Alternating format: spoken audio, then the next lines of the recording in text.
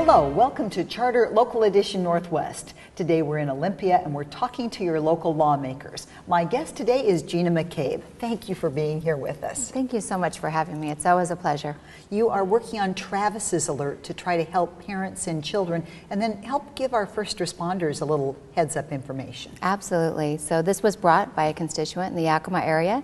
She's the mother of an autistic child, and her biggest fear in life is that something will happen to her and the first responders won't know how to properly take care of Travis in an emergency.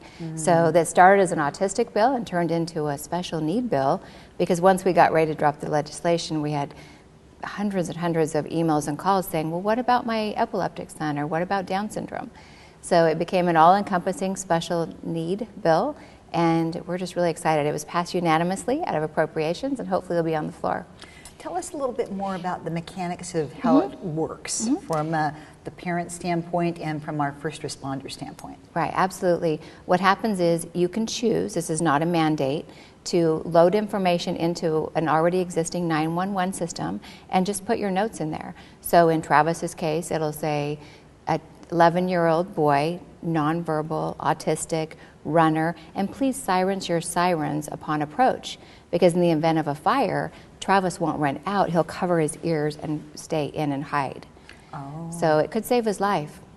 And then what are the other comments and concerns you're hearing from the other parents, the things that they'd like to see too, your other constituents? The same thing. They want to make sure that maybe you have a mother that lives in your home who's 90 that maybe has a basement apartment. If there's a fire, we would like to know, we'd like the first responders to know that she's there, because she may not hear you calling her.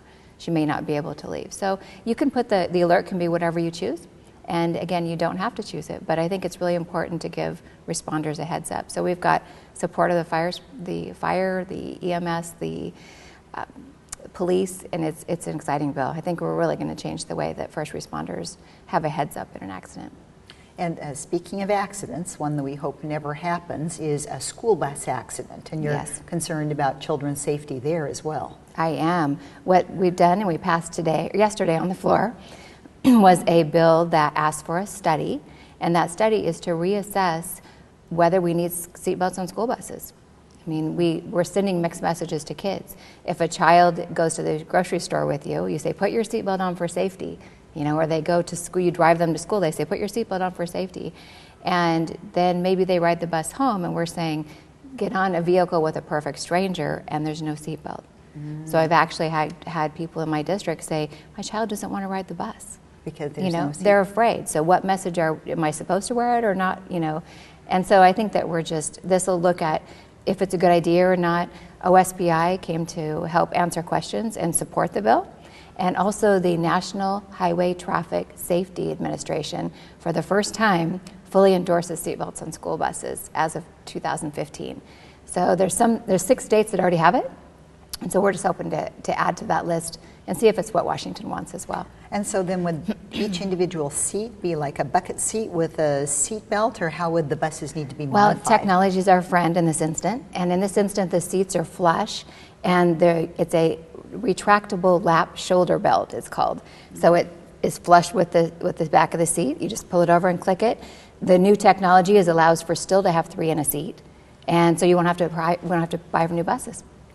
So could be added to the buses that we have.